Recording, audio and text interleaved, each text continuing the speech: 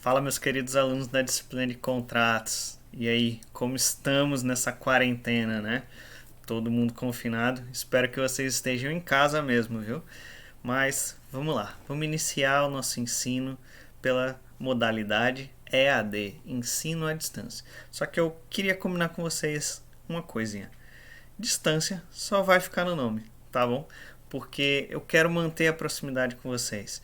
Eu tenho já o contato através do Instagram, através do e-mail, através do Moodle e aqui também através do YouTube. Eu quero estar próximos de vocês, seja para dúvida ou qualquer indagação que vocês tiverem acerca da disciplina. Beleza? Estamos combinados. Eu queria combinar com vocês o seguinte: o segundo ponto, o segundo acordo que eu vou fazer com vocês é a respeito da nossa dinâmica aqui de exposição da aula. Eu vou iniciar, como eu sempre iniciava, trazendo uma revisão da aula passada, certo? E depois a gente entra no nosso assunto.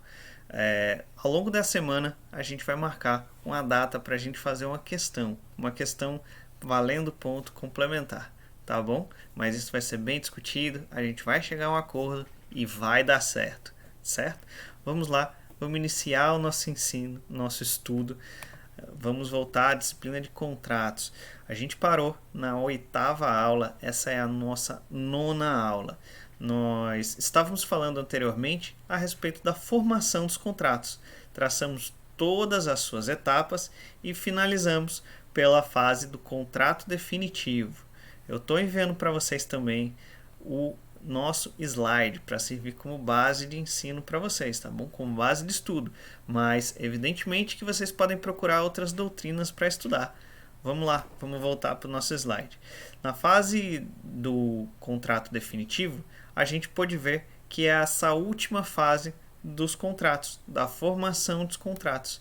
Nessa última fase, na fase do contrato definitivo, é onde a gente pode visualizar de forma bem clara o choque de vontades, o consenso entre as partes. É quando uma parte realizou a proposta, essa proposta foi recebida, ela foi aceita ou não. Se ela não foi aceita, vai ser feita uma contraproposta ou as partes vão retirar e vão extinguir essa relação contratual, certo? Então, é a última etapa da formação dos contratos e é onde a gente visualiza o choque e o encontro de vontades originária da autonomia da vontade privada, certo? E a gente tem uma grande discussão nesse ponto que a gente discutiu bastante na sala de aula, que é a respeito do momento da celebração. Qual é o ponto, qual é o momento em que a gente pode afirmar que houve realmente essa celebração contratual? Para isso, a gente tem que inicialmente dividir entre contratos entre presentes e entre ausentes. Entre presentes é quando a gente verifica essa proximidade entre as pessoas. Existe uma certa troca dinâmica das informações. Quando uma pessoa faz essa proposta, a outra de imediato já consegue responder, é aquela coisa mais acelerada. A gente não tem uma distinção, a gente não tem uma distância entre as partes que gere uma certa dilação entre as respostas, tá? Então, entre presentes, a gente diz que o oblato é quando ele aceita essa proposta. É quando a proposta é realizada e a pessoa recebe, compreende a proposta e aceita essa proposta. Então, o momento da celebração é com a aceitação da proposta, certo? Vamos avançar? Quando a gente está diante de um contrato entre ausentes, que é quando existe esse distanciamento entre as partes do contrato, a gente verifica uma certa demora entre uma resposta e outra, entre uma etapa e outra desse contrato. E para isso, a doutrina trouxe 4 correntes. A primeira delas é que é da fase de cognição. É quando se tem o conhecimento de que a proposta vai ser aceita. A segunda corrente é a corrente da declaração, que é quando se há a declaração, essa parte que recebeu essa proposta, a ausente, ela declara que vai aceitar. A terceira é a expedição, teoria da expedição, que é aquela teoria que diz que o momento da celebração contratual é exatamente quando é expedida a aceitação contratual. É o momento em que, por exemplo, se estivermos entre um envio de proposta por carta, é quando essa pessoa já recebeu a carta, já abriu, teve conhecimento, teve a aceitação e ela encaminha uma outra carta declarando e demonstrando que ela aceitou a proposta. E a quarta e última teoria é a teoria da recepção, que é quando essa pessoa que realizou a proposta, ela recebe a aceitação. Voltemos para o exemplo das cartas. É quando essa pessoa recebeu a carta, recebeu essa aceitação. Ok?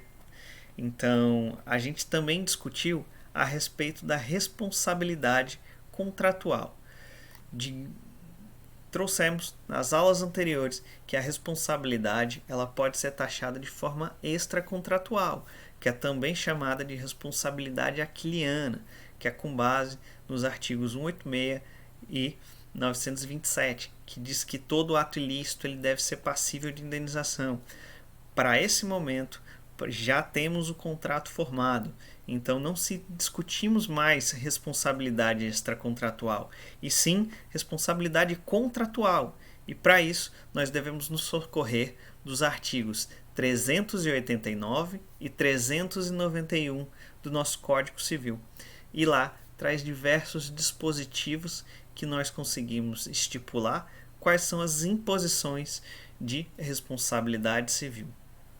Nós dizemos também que sempre que houver eventual descumprimento dessa relação contratual, nós podemos verificar dois tipos de posicionamento.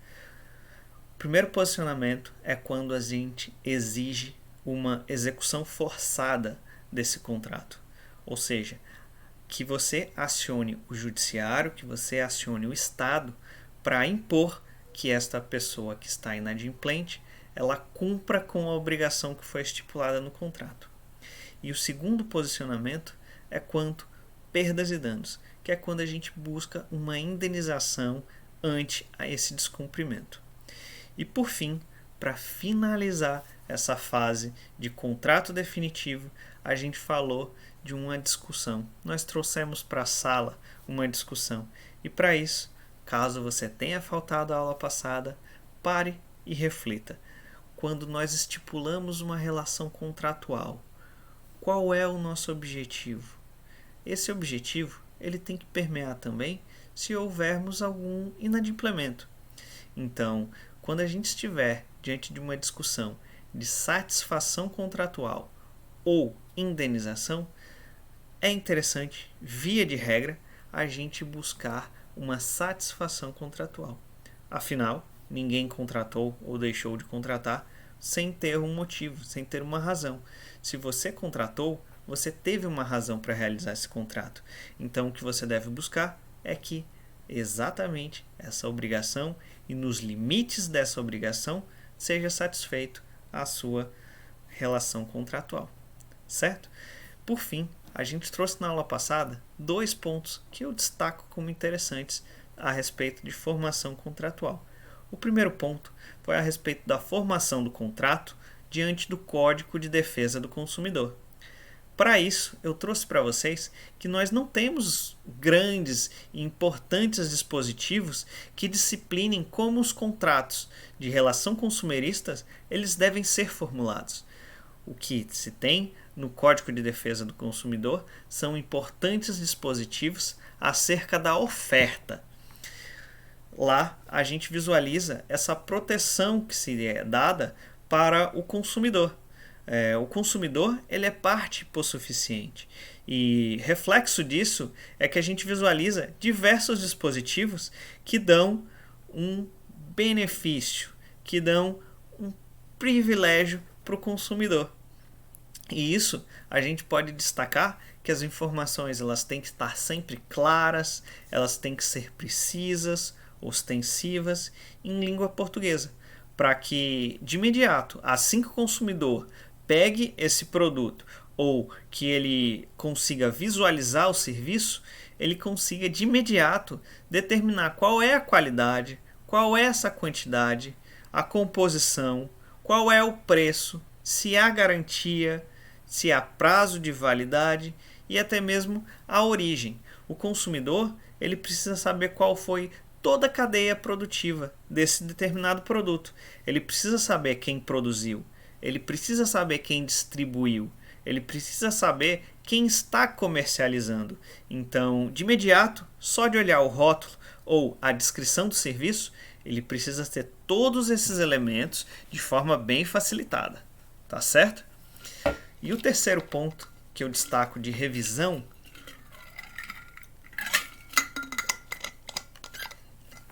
é a respeito da formação dos contratos no mundo digital. É um ponto de grande discussão, porque o nosso mundo digital, o mundo cibernético, ele tem uma certa celeridade. O que é a internet de hoje pode não ser a internet de amanhã. Então, tudo é mudado de forma muito rápida e muito clara, e isso acaba dificultando o doutrinador a fazer.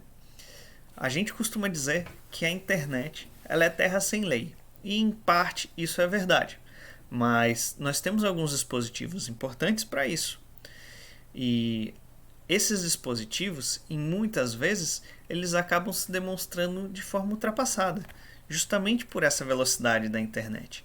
Então, o que a gente pode destacar de ponto interessante a respeito da formação dos contratos na via eletrônica é a discussão de que o contrato, quando formado no mundo eletrônico, dentro da rede mundial de computadores, ele é um contrato feito entre presentes ou entre ausentes.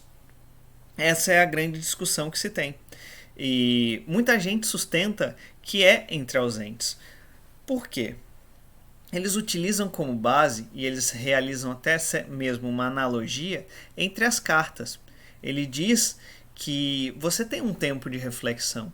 Quando você realiza uma proposta, ou quando você recebe essa proposta, você tem um momento de reflexão, você tem uma pausa, e também não existe uma proximidade física entre as partes deste contrato, desse mundo eletrônico.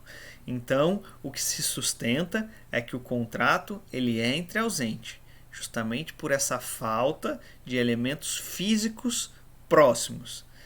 Por outra via, do outro lado, nós temos os doutrinadores que sustentam que são presentes. Por quê? Porque eles utilizam o artigo 428, inciso 1, a segunda parte, que traz a seguinte expressão: telefone ou outro meio de comunicação semelhante. E é justamente nessa parte de outro meio de comunicação semelhante que esses doutrinadores se prendem. Eles dizem e sustentam que a internet é esse outro meio de comunicação semelhante. Até mesmo, muita internet tem como base o telefone. Essa transmissão de dados é realizada pelo cabeamento telefônico, por telefone e somente por conta disso. E dizem ainda que a internet ela é mais veloz que o telefone. Então, se entre o telefone é presente, por que pela internet não é? E eu trago para vocês, trouxe na aula passada e trago novamente, qual é a corrente majoritária. O que o nosso ordenamento jurídico se posiciona diante dessa celeuma. E eles dizem o seguinte, que são entre ausentes e presentes. Isso mesmo, as duas correntes. Primeiro, eles dizem que são entre presentes quando a gente verifica uma certa dinâmica, uma certa imediatidade para as informações. Que essas trocas de informações são algo célere. E como exemplo, eu posso trazer para vocês o chat, o bate-papo, a videoconferência, o WhatsApp, por que não? Tudo que a gente tem uma troca de informação rápida e constante, a gente pode assegurar que é um contrato entre presentes. Por outro lado, quando houver esse momento de reflexão, a gente está entre contrato entre ausentes. Por exemplo, o envio de uma proposta por e-mail. A pessoa vai receber o e-mail, ela vai conseguir ler, vai refletir e só depois que ela vai começar a pensar se vai aceitar ou não. Então, e-mail é um exemplo entre contratos entre ausentes. O envio de um PDF para essa parte, utilizando qualquer outra plataforma que não seja o e-mail, qualquer outra forma de envio desse documento. Essa pessoa vai receber esse documento e só depois de um momento de reflexão é que ela vai aceitar. Foi isso que a gente traçou na aula passada. Então, eu espero que você veja aqui o nosso próximo vídeo para só então a gente iniciar a nossa 9ª aula. Obrigado!